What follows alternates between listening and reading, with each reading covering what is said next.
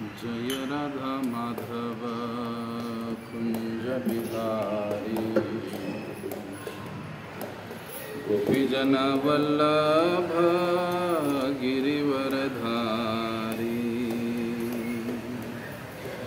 राधा माधव कुंज बिहारी गोपीजन वल्लभ गिरिवरधारी जय राधा माधव कुंज बिहारी गोपीजन वल्लभ गिरिवरधारी जय राधा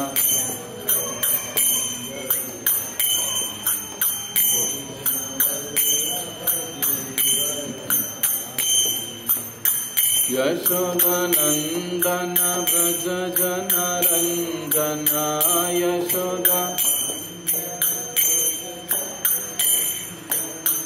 यशोदानंदन व्रज जन रंजन यशोदा यमुना तीरवनचारी यमुना ओ यमुना तीरवनचारी यमुना जय राधा माधव कुंज बिहारी गोपीजन वल्लभ गिरिवरधारी जय राधा गोपीजन वल्लभ गिरिवरधारी यशोदानंदन व्रज जन रंजन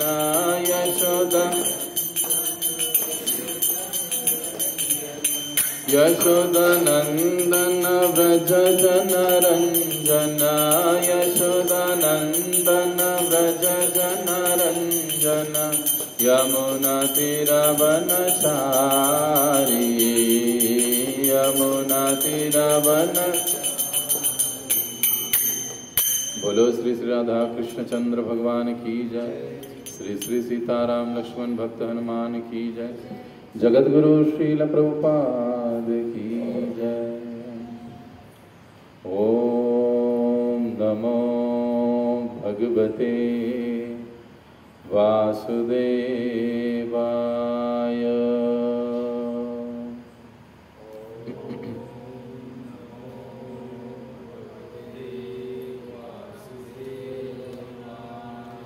ओम नमो भगवते वासुदेवाय।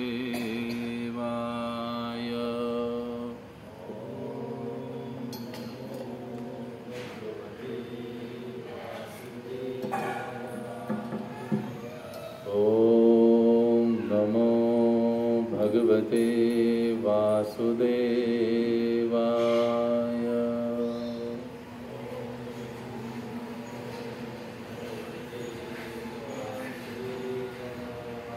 नारायणं नमस्कृत्यं नरं चैव नरोत्तमं देवीं सरस्वतीं व्यासं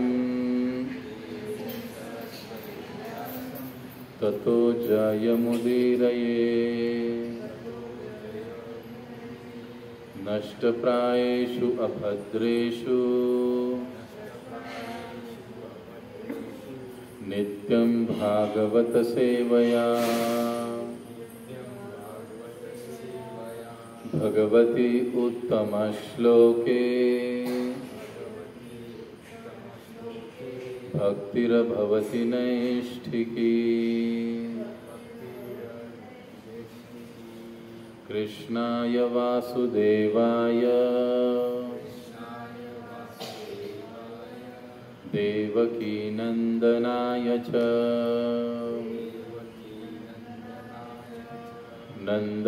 नंदगोपकुमाराय गोविंदाय नमो नमः।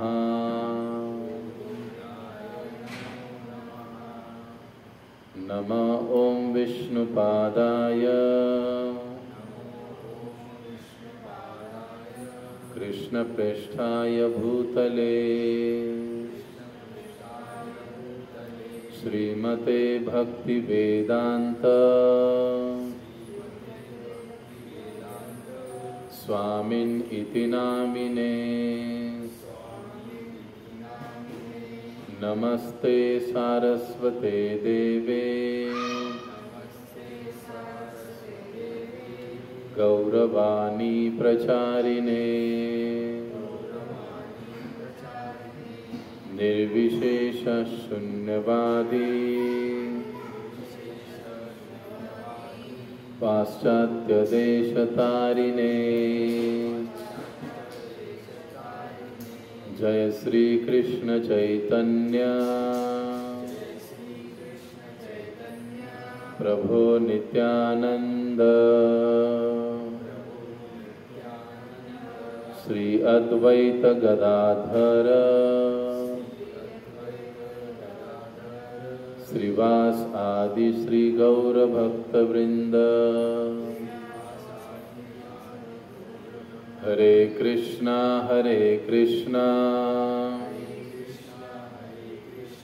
कृष्ण कृष्ण हरे हरे हरे राम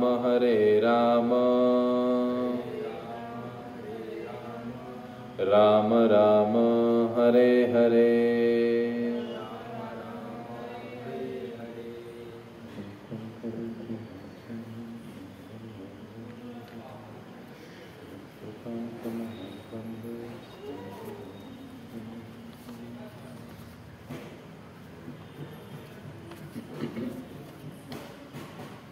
तो हमेशा की तरह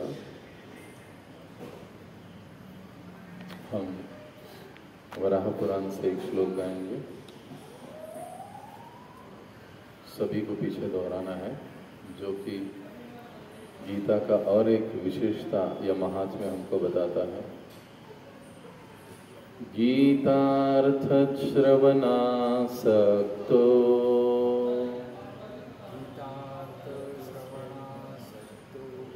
महापापयुतोऽपि वा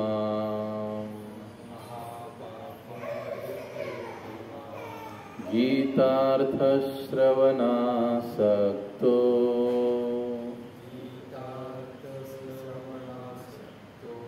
महापापयुतोऽपि वा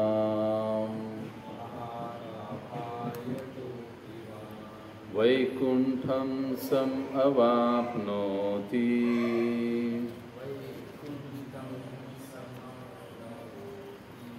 वैकुंठं समवाप्नोति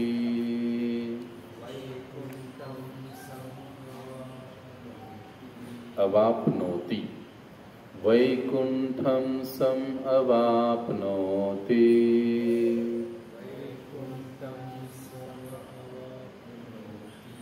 विष्णुनां सह मोदिते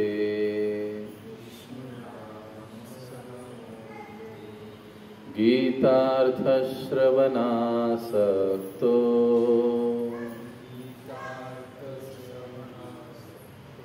महापापयुतोऽपि वा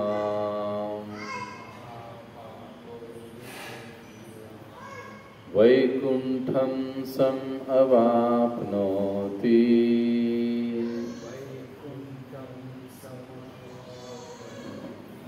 विष्णुनां सह मोदते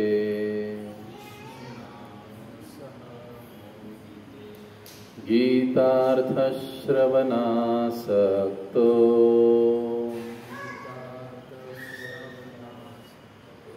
महापापयुतोऽपि वा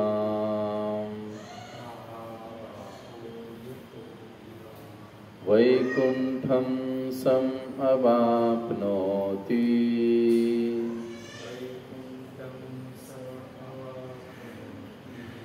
विष्णुनां सह मोदते।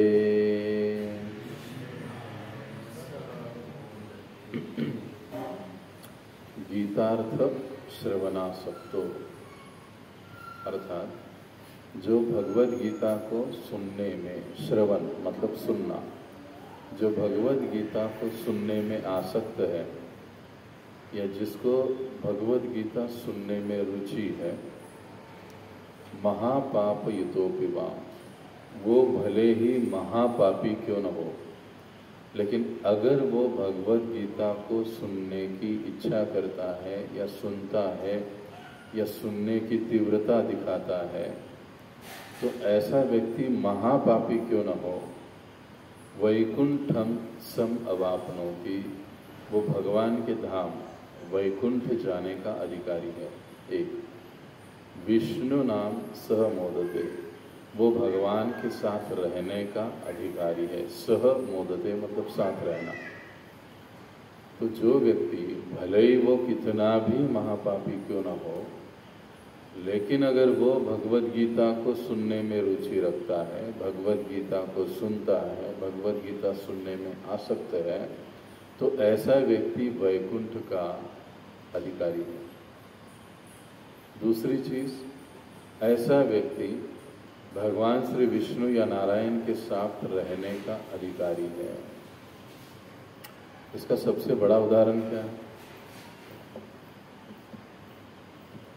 गीता में सबसे पहला श्लोक किसने बोला है, जानता है कोई?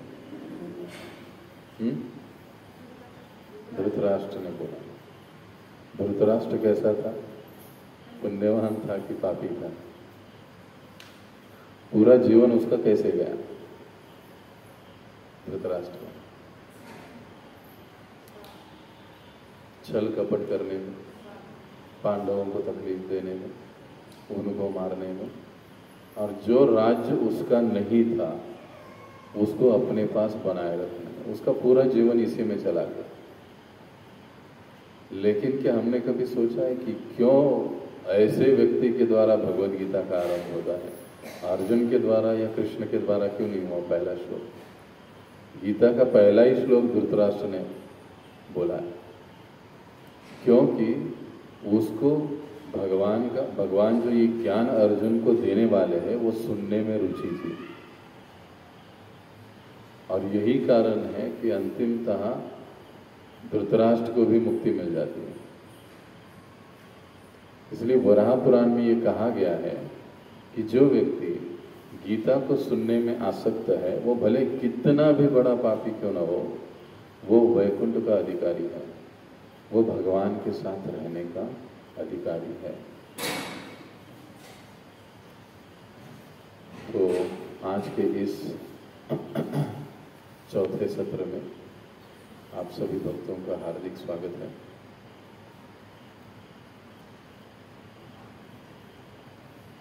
आज का हमारा विषय है कि भगवान कौन है।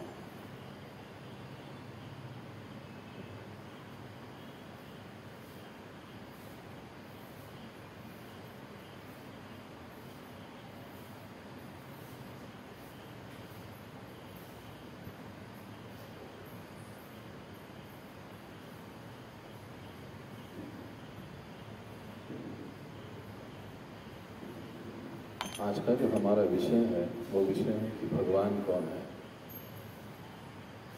वैसे ये विषय बहुत बड़ा और जटिल है, क्योंकि अगर भारत में देखा जाए तो हर इंसान की दृष्टि से भगवान अलग अलग है। कोई गणपति को भगवान बोलेगा, कोई काली माता को भगवान बोलेगा, कोई किसको बोलेगा, कोई किसको बोलेगा, कोई अम्मा को बोलेगा, कोई बापू को बोलेगा। हर व्यक्ति के दृष्टि से भगवान अलग अलग है। लेकिन गीता, भागवत, ये हमारे जो वैदिक शास्त्र है वो क्या कहते हैं कि भगवान कौन है, किसे भगवान कहना चाहिए।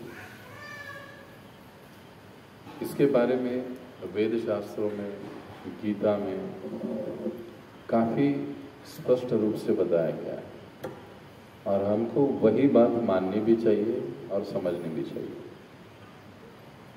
लेकिन आजकल देखिए,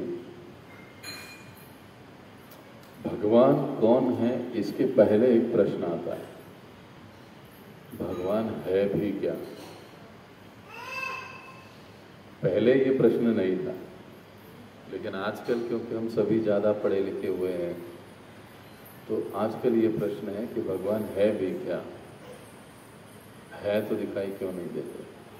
है तो इतने प्रॉब्लम क्यों चल रहे? इसका मतलब भगवान नहीं है। ऐसे मतों को व्यक्त करने वालों की जो संख्या है वो कम नहीं है। अपने इर्द गिर्द ही देखो, अपने फ्रेंड सर्कल में ही 8-10 ऐसे ही मिल जाएंगे जो कहते हैं कि भगवान है क्या? किसने देखा है? लेकिन भगवान का अस्तित्व समझने के लिए हमको कुछ उदाहरण, कुछ व्यवहारिक चीजें, बातें या जो हमारे आसपास घटनाएं होती है उसको हमको देखना पड़ेगा, समझना पड़ेगा।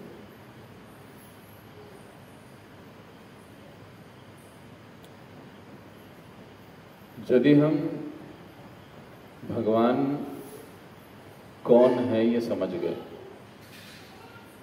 सभी कारणों के कारण को हम समझ गए, तो हम अपनी सभी समस्याओं का समाधान ढूंढ सकते हैं। लेकिन जो मूल सवाल होता है आजकल कि भगवान है क्या? अगर हमारे समाज में देखा जाए तो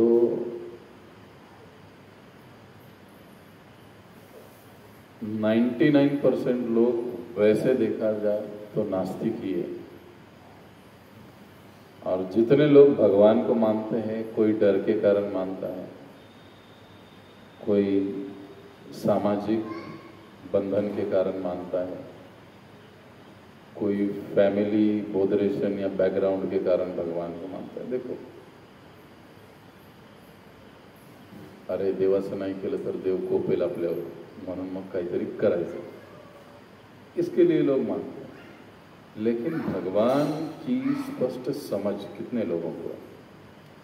कोई डर है, किसी को खुद का, समाज का, अपने आप के भय के कारण, किसी दबाव के कारण। जो आस्तिक लोग हैं वो भी इसी कारण भगवान को मानते हैं। अगर वो डर निकल जाए, वो समाज का बोधरेशन निकल जाए, तो वे भी नास्तिक बन जाए, वो भी कहेंगे भगवान नहीं। लेकिन क्योंकि थोड़ा बहुत डर है उनको, इसके लिए वो कहते हैं कि हाँ भगवान हो सकता है भी नहीं बोलेंगे, हो सकता है,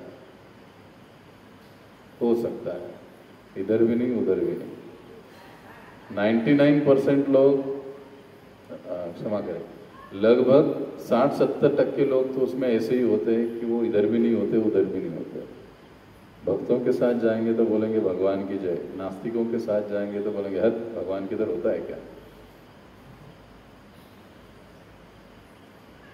लेकिन भगवान के अस्तित्व को हमको समझना है तो हमको इतने बड़े विशाल सृष्टि की ओर थोड़ा सा देखना पड़ेगा। जब हम खुली आंखों से सृष्टि की ओर, इस प्रकृति की ओर देखेंगे तो हमको पता चलेगा कि भगवान का अस्तित्व है या नहीं है। इतनी बड़ी सृष्टि है, कहां से आई?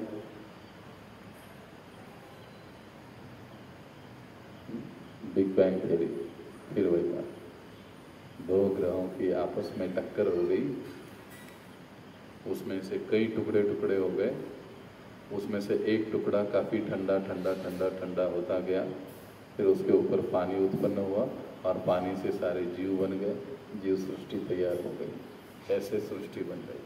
सही बात है ना? यही सीखते हैं हम बिग बैंग थ्योरी।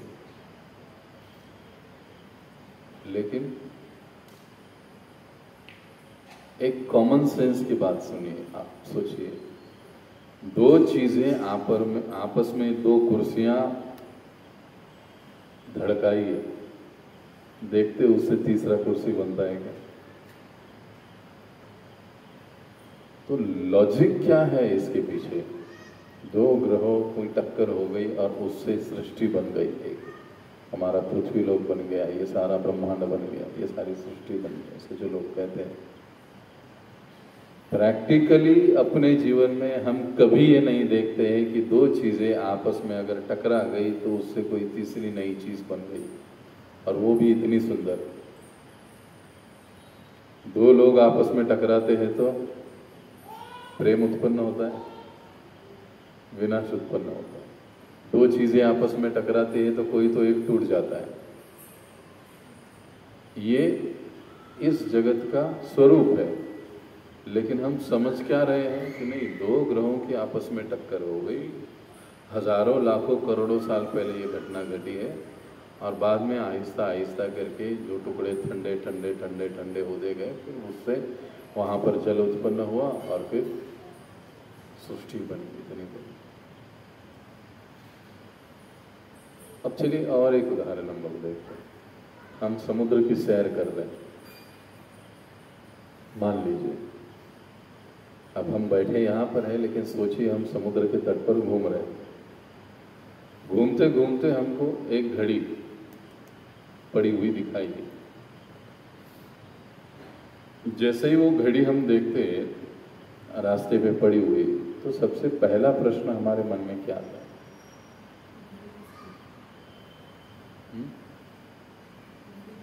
घड़ी किसकी है?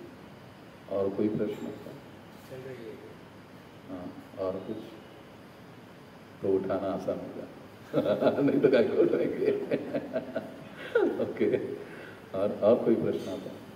लेकिन कॉमन 99% पहला प्रश्न कौन सा आता है? किसकी पड़ी? किसकी? सही बात है ना, मैं कुछ गलत कह रहा हूं क्या?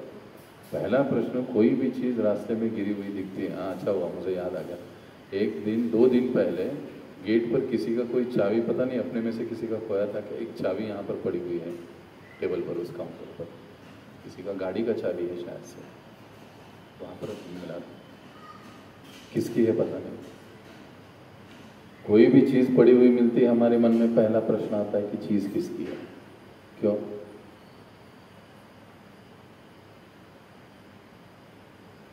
ऐसा क्यों नहीं हम सोचते कि वो अपने आप आ गई?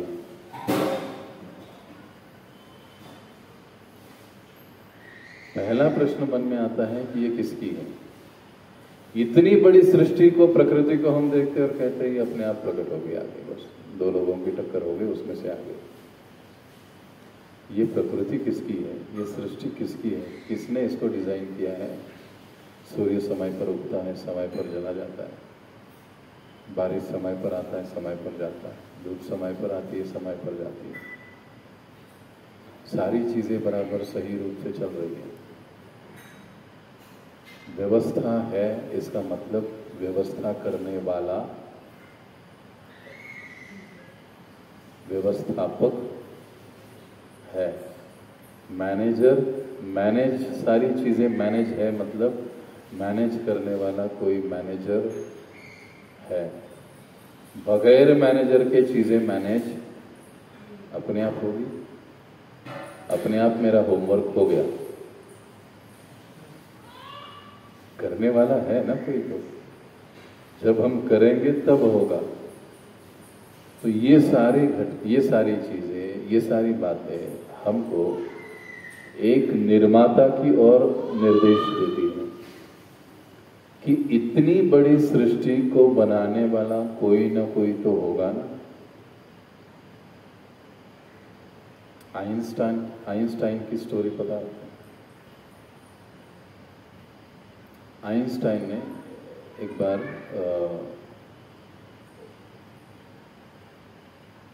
नहीं, आइंस्टाइन,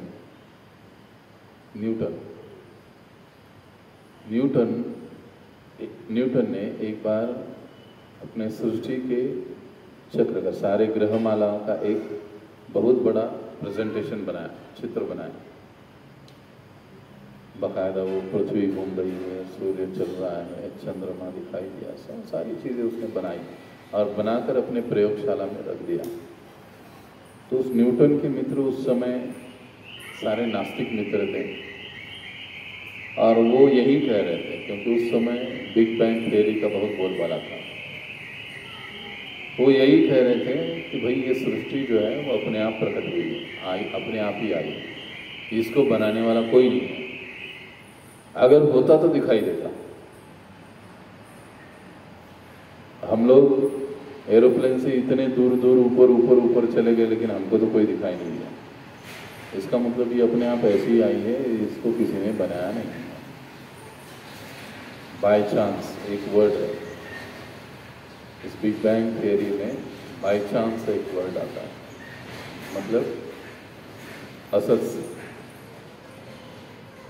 असंच काही होत नाही त्याला काही ना काहीतरी का आपण असेच आलोत का, हम ऐसे ही आए, हमारे कारण हमारे माता पिता। ठीक उसी प्रकार से ये सृष्टि, अब जब न्यूटन ये सब बना के प्रतिकृति अपने प्रयोगशाला में रखी, उसके मित्र उसको मिलने के लिए आए, अरे न्यूटन ये क्या, अरे इतना बड़ा बनाया, किसने बनाया ये, बहुत सुंदर बनाया, सारा जैसे कि वैसे बना दिया। तो न्यूटन बोला अरे नहीं बनाया नहीं, आज सुबह सुबह मैं प्रयोगशाला में आ गया, दरवाजा खोला और ये सामने प्रकट हुआ था। पागल हो गया है क्या, ऐसे कैसे प्रकट हो सकता है, वो बन के आ सकता है, क्यों नहीं आ सकता, इतनी बड़ी सजीव दुनिया अगर अपने आप आ सकती है तो ये थर्मोकोल की चीजें क्यों नहीं आ सकती। तब उसके मित्रों को पता चला कि अरे भाई ये क्या बताना चाह रहा है, और तब से पाश्चात्य देशों में ये रिसर्च आरंभ हो गया कि वाकई में इस सृष्टि को चलाने वाला बनाने वाला कौन है, ये सारा संचालन कैसे होता है। स्टीफन हॉकिंग, इनके लाइन के जितने सारे साइंटिस्ट हैं, फिर इनके न्यूटन के बाद के ये सारे, एक क्लास ऐसे तैयार हो गया कि जो एक ईश्वरी सत्ता को, एक कोई तो है, वो ये नहीं कहेंगे कि कृष्ण है या जीसस है या कोई है, बट ऐसा कुछ तो है जिसके कारण ये सृष्टि चल रही है, ये सारी चीजें हो रही है, इसको मान रहे हैं। ये सारी चीजें, ये सारी बातें हमको ये बात समझा रही है कि सृष्टि का संचालन इतने बढ़िया से हो रहा है, मतलब इसको संचालन करने वाला कोई है। अब वो कौन है, वही हमारा विषय है। और गीता में भगवान कहते हैं मयाध्यक्षेन प्रकृति सूयते सचराचरम हेतु नानेन कौन्तेय जगद्द्वी परिवर्तते। हे अर्जुन, क्या कह रहे वो कि हे अर्जुन, ये जो प्रकृति है मयाध्यक्षेन, मेरी अध्यक्षता में कार्य करती है। मयाध्यक्षेन प्रकृति सूयते सचराचरम, इसका चर अचर सारी चीजें मेरी अध्यक्षता में कार्य करती है। हेतु नानेन कौन्तेय, मेरे हेतु या उद्देश्य से या इच्छा से ही जगत द्विपरिवर्तते, इस प्रकृति में, इस जगत में परिवर्तन आता है। सृजन और विनाश मेरी इच्छा से होता, भगवान इसको गीता में बताए। इसका सीधा मतलब क्या है, सृष्टि का संचालन या कंट्रोलर वास्तविक कौन है, भगवान। अब वो जो भगवान है, इन छोटी छोटी चीजों से हम लोग समझ सकते हैं, देख सकते हैं। यहां तक किसी कोई प्रश्न नहीं, भगवान है, इसमें कोई शंका नहीं है।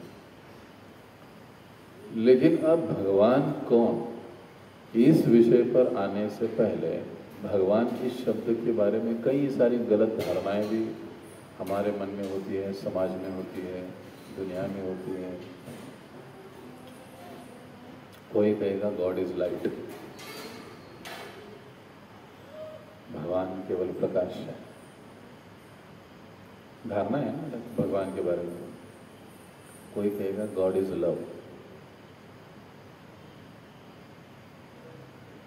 कोई कहेगा हम भी भगवान, तुम भी भगवान, सभी भगवान। देखो, दुनिया में भगवान के बारे में अलग अलग धारणाएं हैं, और उन धारणाओं को लेकर लोग चल भी रहे हैं। कुछ लोग तो कहते हैं कि अरे भगवान थे, भगवान ने सृष्टि बनाई, लेकिन ये सृष्टि की जगत जटिलता और ये हम सारे लोगों के इतना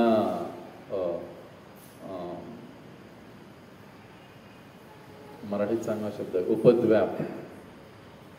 देख के ही भगवान भाग गए, उनसे इसका कंट्रोल हुआ ही नहीं, वो छोड़ के भाग गए।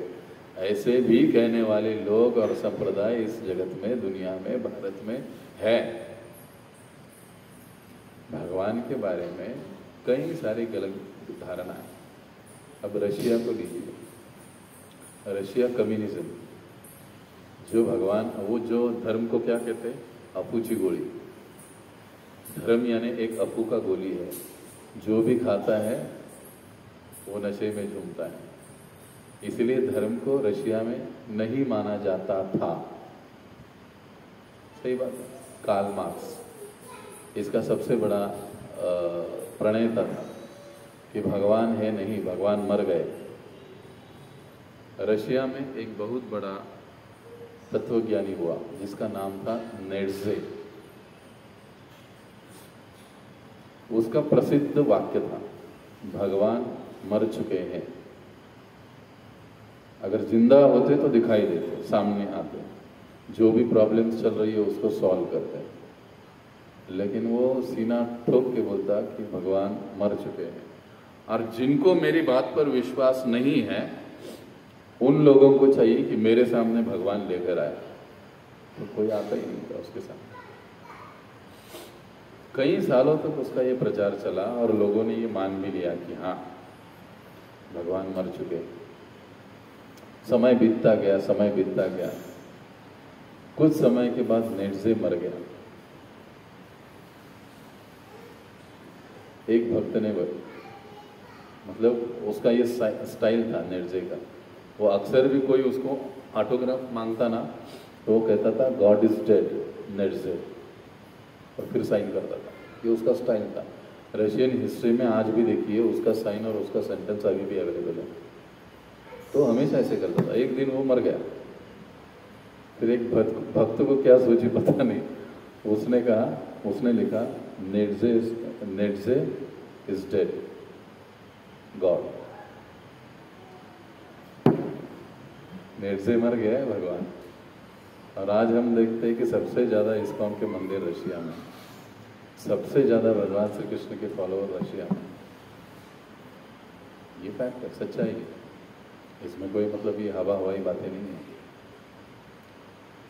इससे हम ये समझ सकते हैं कि दुनिया में जो अलग अलग भगवान के बारे में धारणा लेकर लोग चल रहे हैं, हम भगवान, तुम भगवान, भगवान मर गए, भगवान भाग गए, भगवान प्रकाश है, भगवान प्रेम है, इस प्रकार से ये लोग अपनी अपनी धारणाओं के साथ चल रहे हैं। इसको शास्त्रों का देखा जाए तो कोई आधार नहीं है। अब आप कहोगे ऐसे कैसे कह सकते हैं प्रभु जी, भगवान प्रकाश है, इसमें क्या गलत है? ब्रह्म ज्योति की बात तो है ना, बिल्कुल। लेकिन भगवान प्रकाश ही नहीं है, सिर्फ प्रकाश ही नहीं है, भगवान भगवान ही। कल हम जैसे देख रहे थे, आत्मा का व्यक्तित्व रूप है। क्यों? क्योंकि भगवान का है।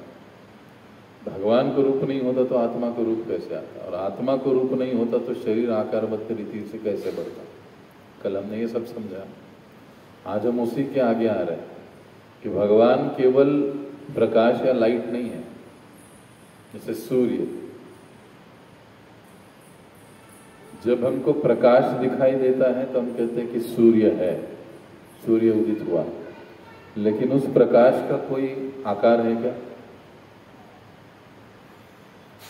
प्रकाश का कोई आकार है, लेकिन प्रकाश देने वाला सूर्य की कौन से आकार का है?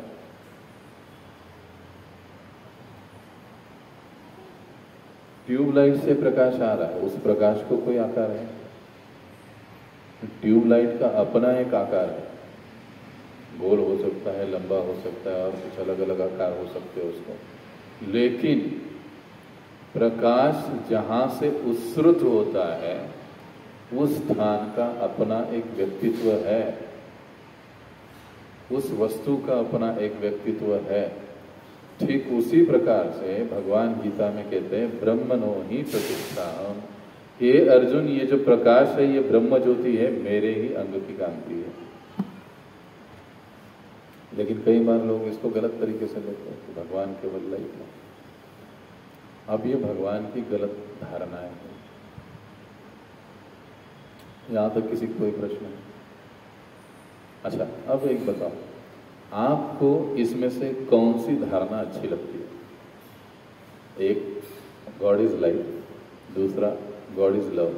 तीसरा, भगवान ने सृष्टि बनाई लेकिन वो हताश होकर भाग गए। चौथा, भगवान मर चुके हैं। और पांचवा, तुम भी भगवान, हम भी भगवान, सभी भगवान। ये 5 धारणाओं में से आप लोगों को कौन सी धारणा अच्छी लगती है?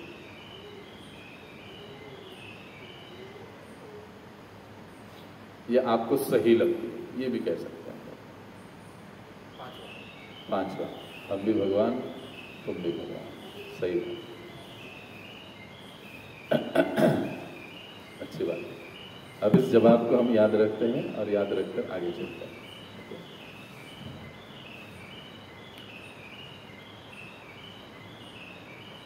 अब भगवान इस शब्द को जब हम बोलते हैं तो भगवान की परिभाषा क्या है?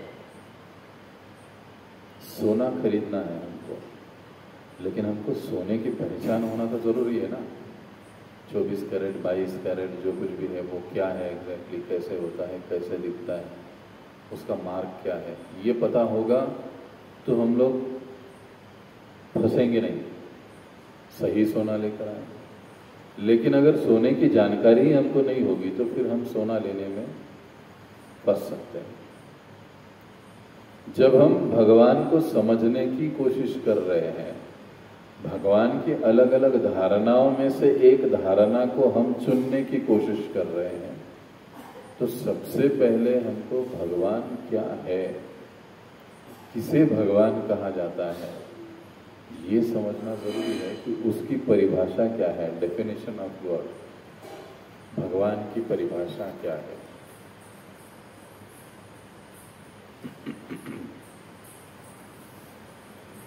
भग का मतलब होता है ऐश्वर्य। जो हम भगवान शब्द बोलते हैं, भगवान, उसमें भग जो शब्द है उसका मतलब है ऐश्वर्य, और वान का मतलब होता है धारण करने वाला। ऐश्वर्यों को जो धारण करता है उसे भगवान कहा जाता है। अब कौन से ऐश्वर्य, इसका चर्चा आगे होगा, लेकिन भगवान का मतलब एक है कि ऐश्वर्यों को धारण करने वाला।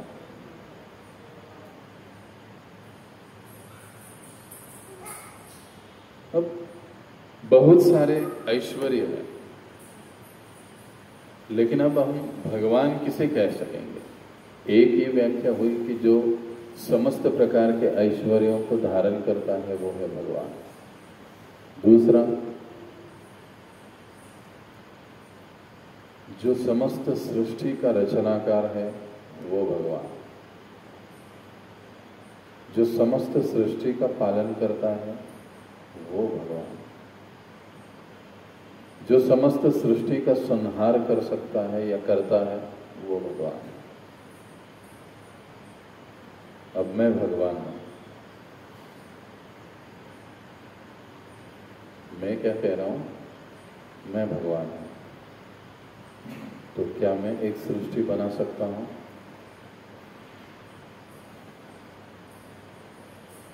क्या मैं सारी दुनिया का पालन पोषण कर सकता हूं? एक पत्नी नहीं संभाली जाती तो दुनिया की बात बहुत बड़ी है। तो हम कहते हैं अपने आप को कि हम भगवान हैं। भगवान संहार करना, किसी को मार सकते हैं, 10 बार सोचना पड़ता है, अरे मारूंगा, जेल में जाऊंगा, बाकी क्या होगा। लेकिन हमने गीता के श्लोक में जगत द्वि परिवर्तते, दोनों प्रकार के अर्जुन जो परिवर्तन है वो मेरी इच्छा से होते हैं, मैं ही करवाता हूं, सृजन और संहार। तो जो भगवान है उनके ये 3 कार्य होने ही चाहिए। अब दूसरी बात, भगवान यानी ऐसा व्यक्तित्व कि जिनसे सब कुछ आता है। अस्तित्व में जितनी सारी चीजें हमको दिखाई दे रही वो उन्हीं से आती है या उन्हीं से आई हुई चीजों से बनती है। माइक डायरेक्टली भगवान से आया है क्या? आहूजा कंपनी से आया, तो फिर कैसे भगवान? लेकिन इस माइक को बनाने में जो एलिमेंट्स, जो पदार्थ लगे हैं, वो पदार्थ कहां से आए? वो किसी प्रयोगशाला में बने? सोचिए, पृथ्वी, अग्नि, जल, वायु, आकाश, ये सारी चीजें हम किसी प्रयोगशाला में बना सकते हैं। ये सभी कुछ भगवान से आया है, उन्होंने दिया है। ऐसे ही नहीं आया है, ऐसे ही कुछ भी नहीं आता। अपने घर में ऐसे ही टीवी आ जाता है, चलो खाना खाने का एक चम्मच ऐसे ही आ जाता है। आप कहोगे नहीं नहीं, ये तो प्रकृति ने दिया है। तो ठीक है, प्रकृति ने दिया है। किसकी प्रकृति? कहां से आई प्रकृति? तुमने बनाई, हमने बनाई, प्रयोगशाला में बनाई। उसको बनाने वाले तो है ना भगवान। तो ऐसा व्यक्तित्व जिनसे सभी कुछ उत्सृत होता है, प्रकट होता है, उनको हम भगवान कहें। अगर मैं अपने आप को भगवान कहता हूं या कहना चाहता हूं तो मुझे ये साबित करना पड़ेगा कि सब कुछ मुझसे ही आया हुआ है। तीसरी चीज, भगवान यानी ऐसे व्यक्ति कि जिनका कोई स्रोत नहीं है। हमारे स्रोत कौन है? हम किन से आए? माता पिता से। हमारे माता पिता किन से आए? उनके माता पिता किन से आए? ऐसे ही पीछे पीछे पीछे पीछे पीछे पीछे पीछे जाएंगे तो ब्रह्मा जी तक जाएंगे। मनु और मनु से ब्रह्मा जी तक जाएंगे, बंदर तक नहीं जाएंगे। हाँ, ब्रह्मा जी तक जाएंगे। अब ब्रह्मा जी कहाँ से आ गए? नारायण से आ गए। नारायण कहाँ से आ गए?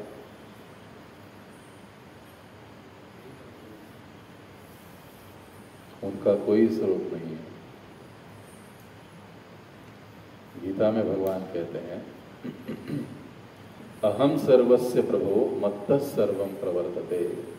हे अर्जुन, सभी कुछ मुझसे ही उत्सृत होता है, लेकिन मैं किसी चीज से उत्सृत नहीं हुआ हूं।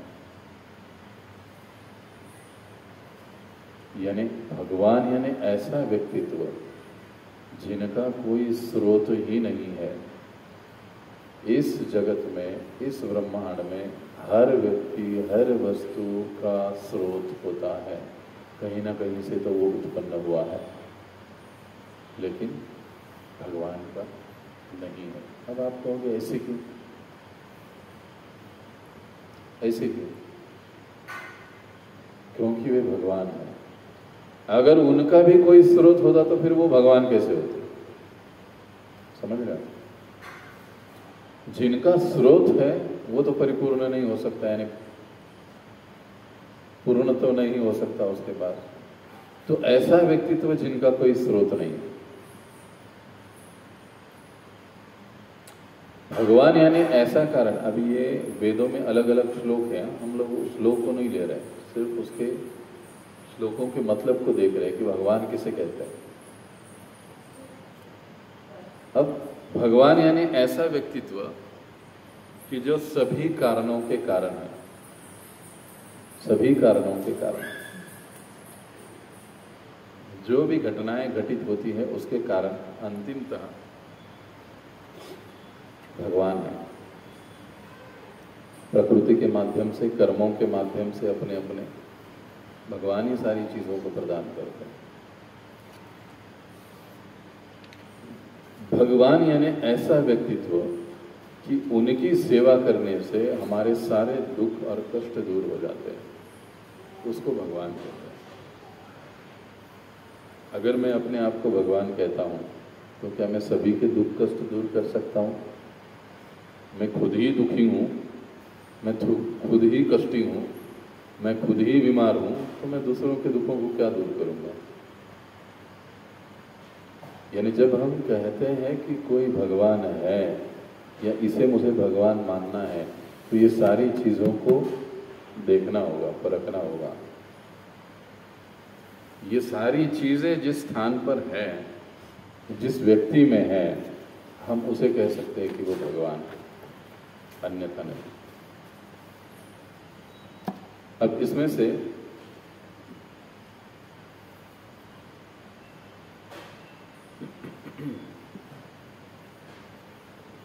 भगवान जो है वो परम नियंता होते हैं, उनका कोई नियंत्रक नहीं होता। जैसे हम लोग रास्ते में जाते हैं, सिग्नल्स होते हैं, सिग्नल को कंट्रोल करने वाला कोई ना कोई तो होता है, ट्रैफिक पुलिस या जो भी ऑफिस में वहाँ पर बैठकर सारे सिग्नल्स को कंट्रोल करते हैं। हालांकि वो कंट्रोलर दिखाई नहीं देता हमको, लेकिन कंट्रोलर होता है। वैसे जो भगवान है, वे भगवान परम नियंत्रण करता है, उनको कोई नियंत्रण नहीं करता, वो सभी को नियंत्रित करते हैं। देखो, ज़्यादा उदाहरण नहीं, दूर जाने की जरूरत। हम कई सारे टीवी सीरियल्स हम लोग देख चुके हैं। जब भी देवी देवताओं को तकलीफ आती है तो किसके पास जाते हैं? ब्रह्मा जी के पास। ब्रह्मा जी उनको कहाँ लेकर जाते हैं? शिव जी के पास। और कहाँ लेकर जाते हैं? शिव जी की भी बस की बात नहीं होती तो शिव जी भी कहाँ चल पड़ते हैं? विष्णु जी के पास। विष्णु जी की बस की बात नहीं होती तो विष्णु जी कहाँ लेके जाते हैं? सबको। एक भी उदाहरण ऐसे होता ही नहीं। प्रायः जो बातें शिव जी से निपट जाती है वो वहीं पर निपट लेते हैं, लेकिन कुछ कुछ चीजें शिव जी के भी कंट्रोल के बाहर जब होती है तो लाइट लाओ, अरे बड़ी थी, फैन बंद कर। शिव जी के कंट्रोल में होती है वो बातें शिव जी कर लेते हैं, लेकिन जब उनके भी कंट्रोल के बाहर होता है तो वे भी सभी देवताओं को ब्रह्मा जी के साथ किसके पास लेकर किसके पास जाते हैं? विष्णु जी के पास। यानी परम कंट्रोलर या नियंत्रण करता केवल भगवान ही है। जो परम नियंत्रक है वे भगवान है। दूसरी बात कही जाती है कि परम स्वामी है भगवान। ऐसी कोई वस्तु नहीं है जिसका स्वामी भगवान नहीं है। अगर मैं कहूं कि मैं भगवान हूं तो कितनी चीजें मेरी हो सकती है। पूना मैं खरीद सकता हूं, महाराष्ट्र खरीद सकता हूं, चलो आगे चल के भारत खरीद सकता हूं, कितनी चीजें मेरी होगी। लेकिन भगवान को कहा जाता है अखिल ब्रह्म, अनंत कोटि ब्रह्मांड नायक। सब कुछ उन्हीं का है। इसलिए वहां पर भगवान कहे ना, अहम सर्वस्य प्रभो मत्तः सर्वं प्रवर्तते। सब कुछ मुझसे ही आया है, मुझसे ही उत्सृत होता है। इसका मतलब सब कुछ भगवान का है, वे ही उसके असली मालिक है। हम लोग भी मालिक है 50-60 साल के लिए, हम लोग भी मालिक है ना। 7-12 असतो आपला, गाडीचं ओनरशिप असतं आपल्याकडं, सगळंच असतं की, पण पर कितने समय के लिए? 50-60 साल, 70 साल, 80 साल, बस। उसके बाद वो चीज किसी और की हो जाती है। लेकिन भगवान का जो स्वामित्व है या जो उनका मालिकाना हक है, वो हमेशा के लिए रहता है। हर समय स्वामित्व बदलते रहता है, लेकिन जो परम स्वामी है, भगवान का स्वामित्व कभी नहीं बदलता। तो जो सभी वस्तुओं के स्वामी हैं, उनको भगवान कहा जाता है। और अगर कोई दावा करता है मैं भगवान हूं, तो पहले उसका बैंक बैलेंस चेक करना पड़ेगा, अनलिमिटेड है कि लिमिटेड है। तब हम कहेंगे कि हाँ अनलिमिटेड है, तो कह सकते हैं कि हाँ ठीक है भगवान। तीसरी बात, भगवान हम उसे कह सकते हैं जो परम भोक्ता हो, यानी जितनी सारी अस्तित्व में चीजें हैं उसका वास्तविक भोग करने वाला वो व्यक्ति हो। जैसे उदाहरण के तौर पर कंपनी का मालिक, वो कहीं अमेरिका लंदन में हो सकता है, उसका कंपनी यहां पर भारत में है। उसका जो स्टाफ है, उसके जो नौकर है वो काम करते हैं और सारा मुनाफा किसे जाता है? मालिक को जाता है। बदले में काम करने वाले को क्या मिलता है? कुछ तनख्वाह मिलती है उसको। वास्तविक एंजॉयर, भोक्ता है कौन? मालिक। लेकिन जो उसके साथ काम कर रहा है वो भी तो कुछ हद तक एंजॉयर है ही ना, भोक्ता है ही ना, पर सीमित मात्रा में। वैसे ही भगवान जो है वो असीमित मात्रा में हर वस्तु के भोक्ता है। इसलिए गीता में भगवान क्या कह रहे हैं? भोक्तारम यज्ञ तपसाम सर्वलोक महेश्वरम। हे अर्जुन, जितने सारे यज्ञ चलते हैं, कार्य होते हैं, उन सभी का भोक्ता, अंतिम भोक्ता मैं ही हूं। डेयरिंग लगती है बोलने में।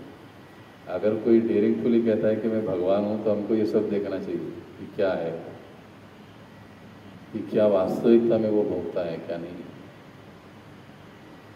तो ये तीसरी चीज जिसके पास है, हम उसको कह सकते हैं कि हाँ परम भोक्ता, हाँ ये भगवान हो सकता है।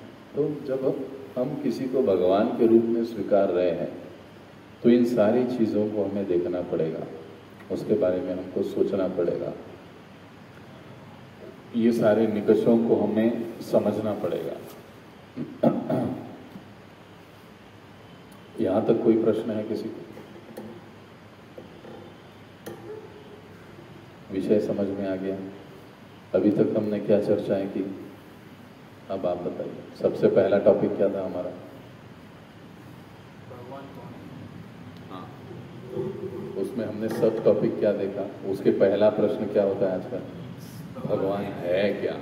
बराबर, भगवान के अस्तित्व के प्रमाण। हाँ, और क्या देखा हमने?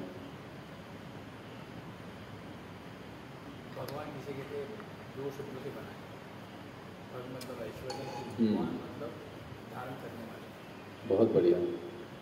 और जिन्हें भगवान कहते हैं उनके 6 गुण होते हैं। ऐश्वर्य, वैराग्य, ज्ञान, यश, सौंदर्य, बल। ये तो हमने अभी तक बोला ही नहीं।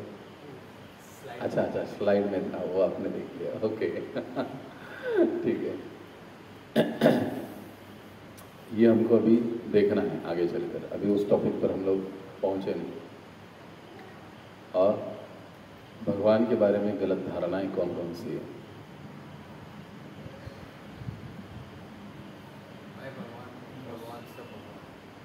मैं भगवान, तुम भगवान, सब भगवान। ओके, दूसरी धारणा? हाँ, गॉड इज लाइट, बराबर। तीसरी? God is love.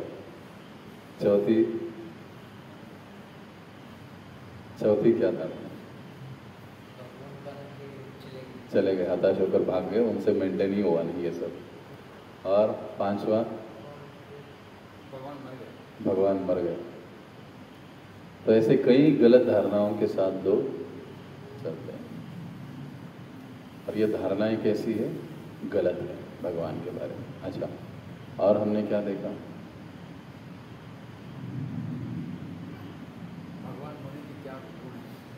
हाँ, भगवान होने के लिए क्या गुण चाहिए? सबसे पहले 3 गुण हमने कौन से देखे? उत्पत्ति करते हैं, बिल्कुल सही। मेंटेन यानी पालन करते हैं, संहार भी करते हैं। तो जो व्यक्ति ये तीनों कार्य करता होगा, हम उसको भगवान बिंदास्त कहेंगे। उसके बाद चौथा परम भोक्ता। परम भोक्ता। सारे वस्तुओं का अंतिम भोक्ता वही होना चाहिए। और सभी कारणों के कारण। ओके। और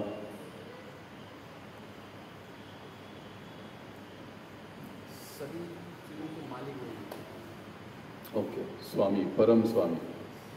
ओके। और बाकी सुना नहीं आपने?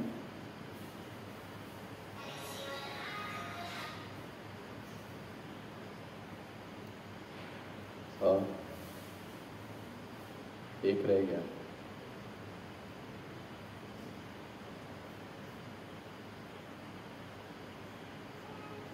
सभी समस्याओं का समाधान नहीं करेगा। नहीं।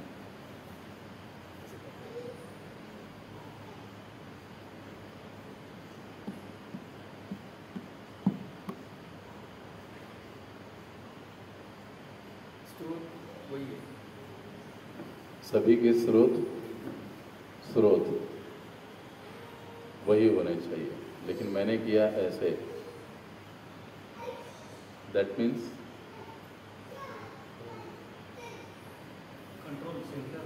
राइट।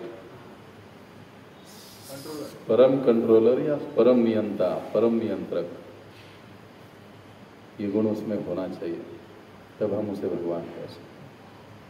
अब भगवान किसे कहेंगे, किसे नहीं कहेंगे, ये चीज तो हम समझ गए।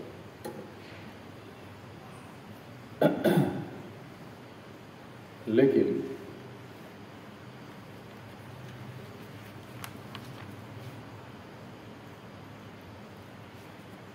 भगवान के और भी गुण हैं जो पराशर मुनि द्वारा बताए जाते हैं। ऐश्वर्यस्य समग्रस्य वीर्यस्य यशसस् श्रियः और ज्ञान वैराग्येश चैव शन्ना भग इति गणा। वे पराशर मुनि भगवान की व्याख्या करते हैं। जो 6 ऐश्वर्यों से परिपूर्ण है। कौन से ऐश्वर्य? जो सबसे बलवान है। हाँ, सबसे बलवान है। अभी देखिए, ऐश्वर्यस्य समग्रस्य, सबसे सुंदर है। वीर्यस्य, सबसे बलवान है। अब अगर मैं अपने आप को भगवान कहूं तो मुझे सबसे सुंदर होना चाहिए। मिस वर्ल्ड, मिस्टर वर्ल्ड हमने सुना है, लेकिन क्या सभी को मिस वर्ल्ड पसंद है? मिस्टर वर्ल्ड सभी को पसंद होता है? कुत्तों को, गायों को, मोरों को लिमिटेशंस है सुंदरता को। लेकिन भगवान श्री कृष्ण ऐसे व्यक्तित्व हैं कि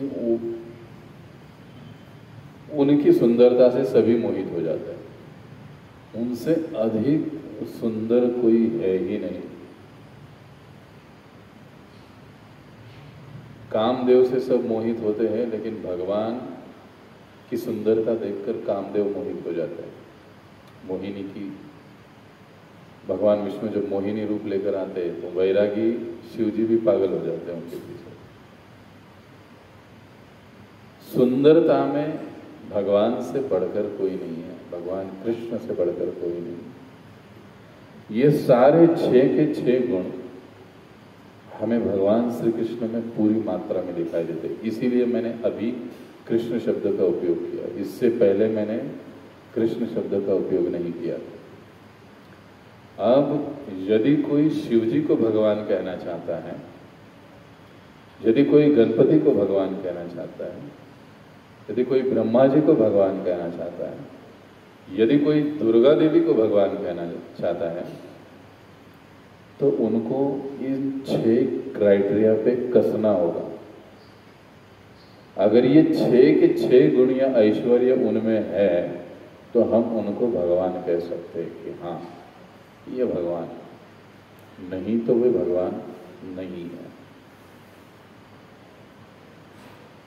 अब सुंदरता में जितनी सुंदरता कृष्ण की है उतनी सुंदरता किसी की नहीं है।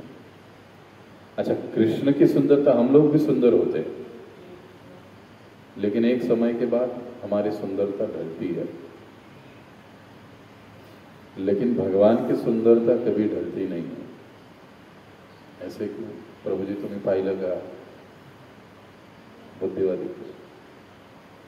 लेकिन पूरे वैदिक शास्त्र में हम लोग कहीं पर भी भगवान कृष्ण को ऐसे बूढ़े, बाल पके हुए हैं, दाढ़ी बड़ी हुई है, ब्रह्मा जी को देखते हैं लेकिन भगवान को नहीं देखते, एकदम बूढ़े हैं। जब कुरुक्षेत्र का युद्ध चल रहा था तो भगवान की उम्र क्या थी? 125 साल से ज्यादा। लेकिन वो हालत में भी रथ के पहिया लेके वो दौड़ पड़े थे विष्णु को मारने के लिए। इधर 60 में ही हमारे घुटने करना बंद कर देते। उनका उम्र, कहने का तात्पर्य क्या है कि उनका सौंदर्य कभी कम नहीं होता। इटर्नल ब्यूटी, शाश्वत सुंदरता। इस भौतिक जगत में जितनी भी सुंदरता हम देखते हैं वो समय के साथ कम होती जाती है, लेकिन भगवान की सुंदरता, आध्यात्मिक जगत में जो सुंदरता है वो सुंदरता कभी भी कम नहीं होती है, बल्कि बढ़ते जाती है। दिन ब दिन भगवान और सुंदर लगने लगते हैं। ऐसे नहीं कि भगवान की सुंदरता कम कम होती जाती, नहीं, बढ़ते जाते, उल्टा। तो जो सर्व सुंदर है वे भगवान है, और इस क्राइटेरिया में कृष्ण फिट बैठते हैं, विष्णु भी नहीं बैठते। क्यों? सोचा है?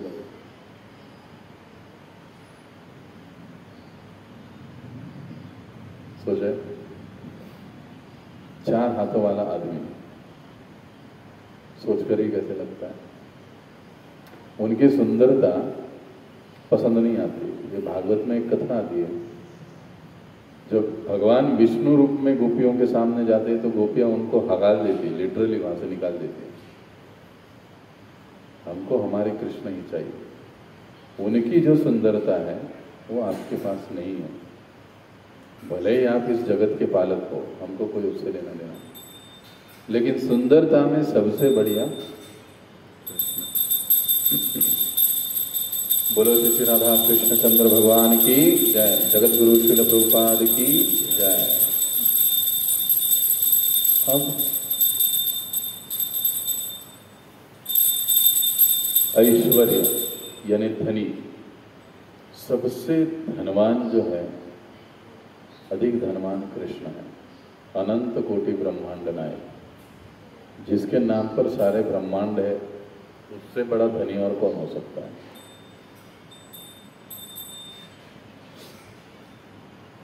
अब अगर धन की बात देखें, ऐश्वर्य की बात देखें,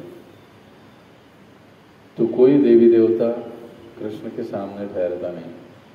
सुंदरता के बारे में कोई ठहरता नहीं। ये हम लोग गलत दृष्टि से कंपैरिजन नहीं कर रहे हैं, लेकिन हमारी जो धारणाएं होती है ना, हम किसको भी भगवान बोल देते हैं, लेकिन एक्चुअल में भगवान है कौन और किसे बोलना चाहिए वो हम समझ रहे हैं। तो सबसे ऐश्वर्यशाली भगवान कृष्ण है। समस्त प्रकार का धन संपत्ति उनके पास है। तीसरी चीज, सर्वज्ञानी। कृष्ण के पास जितना ज्ञान है या कृष्ण जितने ज्ञानी है उतना ज्ञानी कोई भी नहीं। ऐसे कैसे कह सकते हैं? 1,20,04,00,000 वर्ष पूर्व बताई गई भगवद गीता, आज भी हम लोग उसको एज इट इज फॉलो कर रहे हैं। 70 साल पहले बनाई हुई हमारी राज्य घटना 138 बार अभी तक हम लोग उसमें करेक्शन कर चुके हैं। मनुष्य भी ज्ञानी है, लेकिन उसके ज्ञान को लिमिटेशंस है। देवी देवताओं की भी जो बात आती है, देवी देवताओं की बातों को भी या उनके ज्ञान को भी लिमिटेशंस हैं। वो जो नहीं जानते हैं वो सारी चीजें भगवान जानते हैं। पानी चेंज करना, फूल निकालना। तो सबसे धनी, सबसे ज्ञानी और सबसे शक्तिशाली भगवान कृष्ण जितने शक्तिशाली है उतने शक्तिशाली कोई भी नहीं। प्रभुपाद जी मजे से कहते हैं कि अगर कोई कहता है मैं भगवान हूं तो उसे कहो कि सिर्फ भगवान ने अपने बचपन में ही 7 दिन 7 रात अपने इस उंगली पर गोवर्धन को उठाया था। जो भी अपने आप को भगवान कहता है, ज्यादा नहीं। प्रभुपाद जी मजे से कहते मेरे सामने ये जो टेबल है ना, वो 7 मिनट बिना हिले बिना डुले बस इसी उंगली पर उठा के दिखाए तो मैं मान जाऊंगा वो भगवान है। तो मजाक से कहते कई बार बलम च बलवता च हम।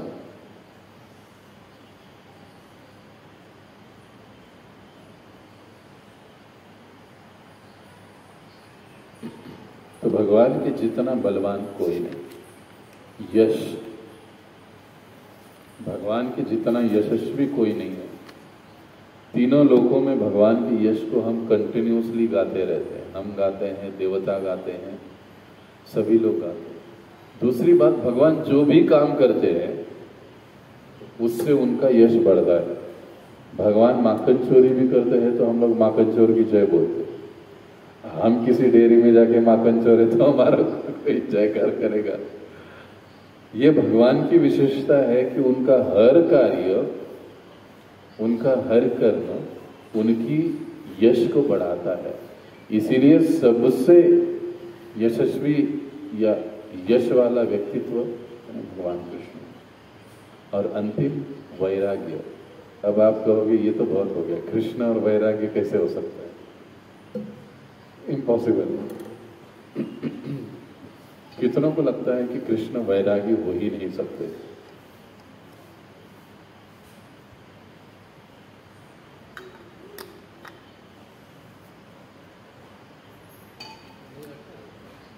लगता है कैसे?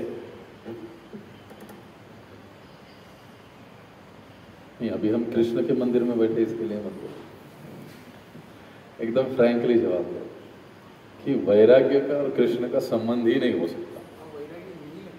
हाँ, नहीं लगते। अच्छा, ओके, बहुत बढ़िया। और क्यों नहीं लगते वैराग्य? अब ये मजेदार रीजन है। अच्छा अच्छा, वैराग्य। और कोई जवाब? श्री कृष्ण जी की शादी तो एक ही हुई है रुक्मिणी जी के साथ। तो अगर एक भी शादी हुई है लीगली तो भी उसे वैराग्य नहीं कहा जा सकता। ओके, यानी आपका कहना है कि वैराग्य को शादी नहीं करनी चाहिए, यानी वो विवाह बंधन या स्त्री संबंध नहीं होना चाहिए। दैट्स कॉल्ड वैराग्य। ओके, प्रपंच में नहीं रहना चाहिए। ओके ओके,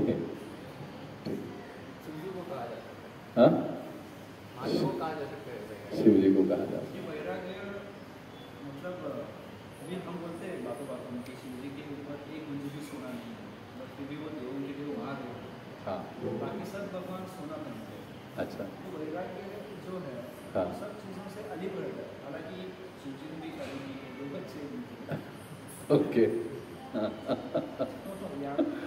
देखो, समझ में कंफ्यूजन इसको कहते हैं। सबसे पहले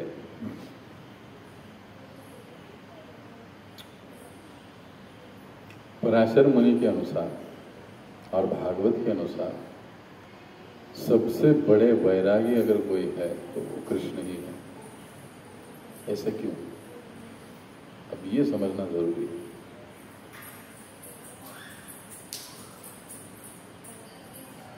कृष्ण ने रुक्मिणी से शादी की कि रुक्मिणी ने कृष्ण से शादी की?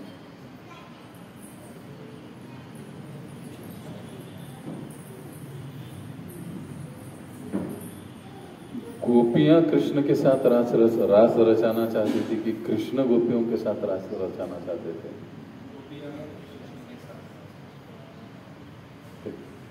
लेकिन कृष्ण ने उनके साथ रास रचाया, कृष्ण ने रुक्मिणी के साथ शादी की, कृष्ण ने समस्त प्रकार के सुखों का उपभोग लिया द्वारका में।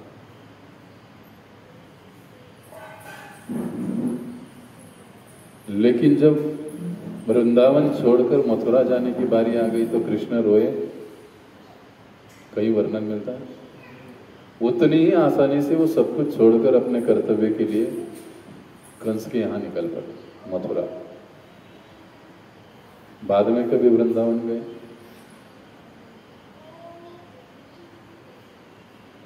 छोड़ दिया। मथुरा से फिर द्वारिका। अब जब द्वारिका में इतनी बड़ी द्वारिका बनाई कृष्ण ने ही बनाई, विश्वकर्मा को बनाने के लिए बोला। और जब जाने का समय आया तो एक ही मिनट में समुद्र से बोले कि भैया तेरी जमीन लेकर मैंने ये बनाया था, अब मेरा जाने का समय हो गया, अब तेरी जमीन तू ले ले। महल का क्या करूं, अपने अंदर समाने। जैसे ही भगवान का प्रयाण हुआ, द्वारिका पानी के नीचे चली गई। सब यादव चले गए, आपस में लड़के झगड़ के जो कुछ भी है चले गए। देखो हम लोग बहुत माथापच्ची करके 1 BHK लेते हैं।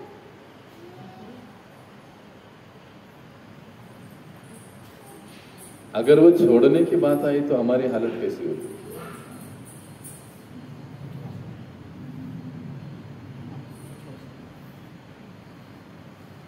तो वैराग्य किसे कहते हैं? न होना, राइट, ये सही समझे। चीजों को हम उपयोग में ला रहे हैं।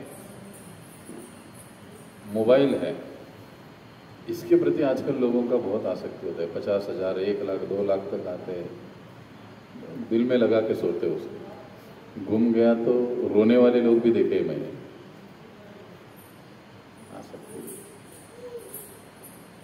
लेकिन कृष्ण ने जितने भी सुविधा या भोगों को लिया, उसके प्रति वे कभी आसक्त नहीं थे। न वृंदावन में, न द्वारका में, न मथुरा में। इसीलिए वो सबसे बड़े वैरागी। वैराग्य का मतलब ही होता है कि आसक्ति न होना। वैरागी, गृहस्थ व्यक्ति भी वैरागी हो सकता है। ये बहुत बड़ा विषय है भागवत का। से हम गृहस्थ हैं। अभी इस्कॉन के कई सारे भक्त हैं, वो गृहस्थ हैं। आप लोग यहाँ पर संडे आते हैं, सब लोग अपना अपना ऑफिस काम धंधा सब कुछ संभालते हैं, करते हैं, आकर सेवा करते हैं, चले जाते हैं, फिर मंडे से उनका काम होता है। तो क्या लगता है ये लोग कभी वैरागी हो सकते हैं? कैसे? अब आपका बदला हुआ, अब कैसे हो सकते हैं? अब वो बताओ। वही, ये जो क्लियर समझावट है, ये हमको शास्त्रों से पता चलती है। और जब हम एज इट इज, यही प्रभुपाद जी के भगवद गीता की विशेषता है कि मैं जो भी ये पोपटपंची कर रहा हूँ, बोल रहा हूँ ना, ये केवल इसके कारण बोल रहा हूँ कि जो प्रभुपाद जी ने इसमें तात्पर्य लिखे हैं, दिए हैं, वो तात्पर्यों में समझावट व्यक्ति की इतनी क्लियर होती है। इसलिए हम लोग देखते हैं कि 1972 में जब मार्केट में ये भगवद गीता पब्लिश हुई, इस्कॉन का प्रभुपाद जी ने पब्लिश किया, 67, तभी दुनिया में कृष्ण भक्ति की जैसे बाढ़ आ गई। इसके पहले भगवद गीता मार्केट में नहीं थी क्या? थी। 741 भगवद गीता इससे पहले थी, और ये 742वीं भगवद गीता है। यानी 741 लोगों ने अपने अपने दृष्टि से भगवद गीता पर भाष्य लिखे हुए आज भी है, और इसका नंबर 742वां। एक बार प्रभुपाद जी को उनके ही शिष्य ने पूछा कि प्रभुपाद जी ऑलरेडी इतनी सारी भगवद गीता मार्केट में है और ये होने के बाद भी इतना बड़ा कंफ्यूजन चल रहा है, और एक भगवद गीता लिखकर तुम क्यों बढ़ा रहे हो? तब प्रभुपाद जी ने उसकी ओर देखा और बोला कि मैं कंफ्यूजन बढ़ाने के लिए नहीं, वो 741 कंफ्यूजन दूर करने के लिए ये लिख रहा हूं। और जब कृष्ण भक्ति और कृष्ण भक्तों की संख्या कब बढ़ी? जब ये बाजार में आए। इसको पढ़कर ही कई सारे लोग आजीवन ब्रह्मचारी बन गए, वैरागी बन गए, भगवान कृष्ण के भक्त बन गए। तो ये महत्व है। जैसे हम परसों पढ़ रहे थे ना, गुरु शिष्य परंपरा से आना चाहिए। परंपरा से आए हुए ज्ञान का ये परिणाम होता है।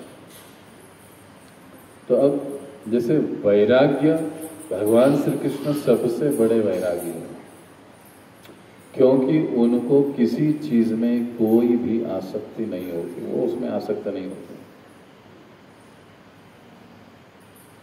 तो ये 6 गुण जिनमें है, ऐश्वर्य जिनमें है पूर्ण रूपेण, उनको हम भगवान कह सकते हैं। और ये 6 के 6 गुण विद्यमान है भगवान श्री कृष्ण में। शिव जी में वैराग्य हो सकता है परंतु ऐश्वर्य नहीं। ब्रह्मा जी में ज्ञान हो सकता है लेकिन बल नहीं, या बाकी नहीं। देखिए, अगर किसी देवता को भी, 33 कोटि देवताओं में से किसी देवताओं को भी यदि हमको भगवान कहना है तो ये 6 निकष उनको पहले लगाने पड़ेंगे। अगर ये 6 के 6 चीजें उन पर फिट बैठती है तो हम उनको भगवान कह सकते हैं। और 6 की 6 चीजें फिट बैठती केवल और केवल भगवान श्री कृष्ण। इसीलिए कृष्णस्तु भगवान स्वयं, ऐसे भागवत कहता है कि कृष्ण ही स्वयं पूर्ण पुरुषोत्तम भगवान है। बाकी सब जो है वो कृष्ण के अंतर्गत कार्य करने वाले हैं।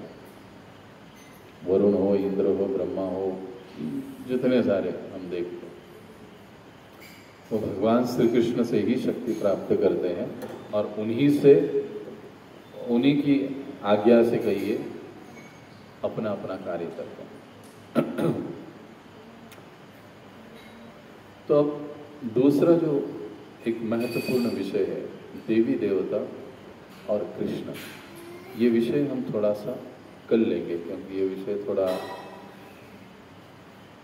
कठिन भी है और इसकी समझ अच्छी होनी जरूरी है। अभी वो 10 या 5 मिनट में नहीं हो पाएगा, हो भी पाएगा लेकिन हम समझ नहीं पाएंगे तो फिर उसका कुछ फायदा नहीं है।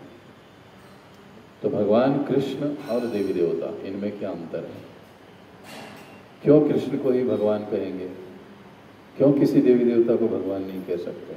अभी ये तो हमने देखा क्योंकि ये 6 गुण उनमें है, इसके लिए हम कृष्ण को ही भगवान बोलेंगे। लेकिन अन्य देवी देवताओं को क्या, उनका क्या स्थान है?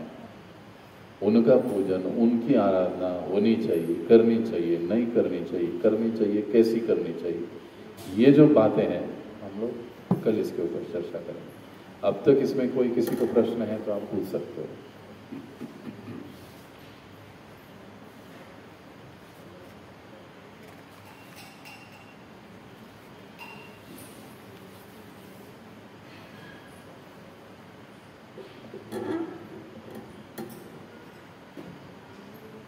तो अब अगर आपको पूछा जाए कि भगवान कौन है तो आपका जवाब क्या होना चाहिए?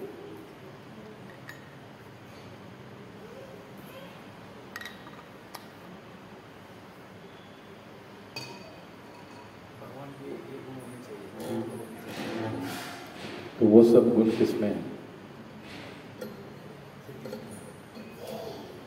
मैंने कहा इसलिए, हाँ, इस्कॉन वाले कहते हैं इसलिए, बहुत जरूरी है।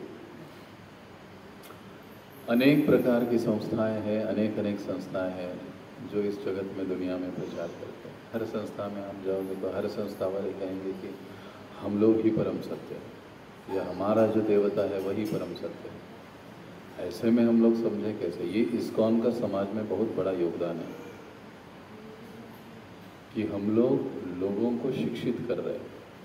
केवल लोगों को भक्ति देना इस्कॉन का उद्देश्य नहीं है, बल्कि धर्मशास्त्र में सही क्या है, धर्म में गलत क्या है, योग्य क्या है, अयोग्य क्या है, उसकी समझ लोगों तक पहुंचाना एज इट इज शास्त्रों के अनुसार, ये इस्कॉन का काम।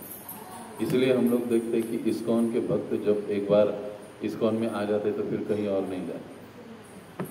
उनको पक्का समझ जाते कि यहाँ पर जो कुछ भी है फिलॉसफी पक्का है, कोई भूल भुलैया नहीं है। जो चीज़ें हैं, जो बातें हैं, वो एज इट इज है, सच्ची है शास्त्रों के अनुसार। अच्छा, आप कुछ पूछने वाले थे?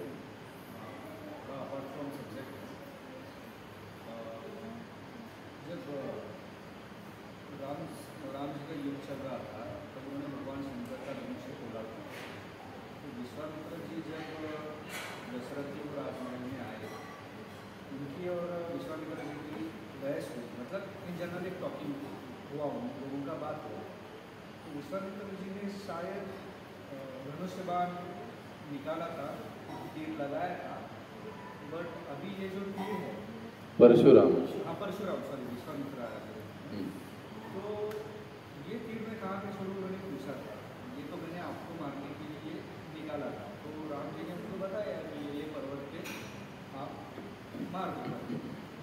तो राम जी ने शायद परशुराम जी को ये बोला था, ये वरदान दिया था कि मैं अगले जन्म में कृष्ण बन के जब आऊँगा तब आप मेरी हत्या कर सकते हैं, मुझे मार सकते हैं। तो मैंने कहीं पढ़ा या सुना था कि भगवान श्री कृष्ण जब जंगल में सो रहे थे तो गिल्ल नाम का कोई शिकारी, उसने जब तीर चलाया हरिण को मारने के लिए, एक प्राणी को मारने के लिए, वो तीर भगवान श्री कृष्ण को लगकर उनकी मृत्यु हुई, ऐसा मैंने कहीं पढ़ा था। तो ये सही है? भिल्ल के द्वारा वो तीर लगने से भगवान की मृत्यु हुई, ये कथा सत्य है। लेकिन जो परशुराम जी की बात आप कह रहे हो, वो अभी तक मेरे ना ही तो पढ़ने में है ना सुनने में। Maybe, I cannot say surely, but check करना पड़ेगा। राम जी ने परशुराम को बताया था कि आप मुझे अगले, हाँ, उसके बारे में मैं श्योर नहीं हूँ। ऐसे कुछ उनका संवाद हुआ था, क्योंकि जहाँ तक मैं खुद राम कथाएँ करता हूँ, जहाँ तक वह तुलसी रामायण है, वाल्मीकि रामायण है और कंब रामायण है, इसमें इसका कहीं पर भी जिक्र नहीं है। तो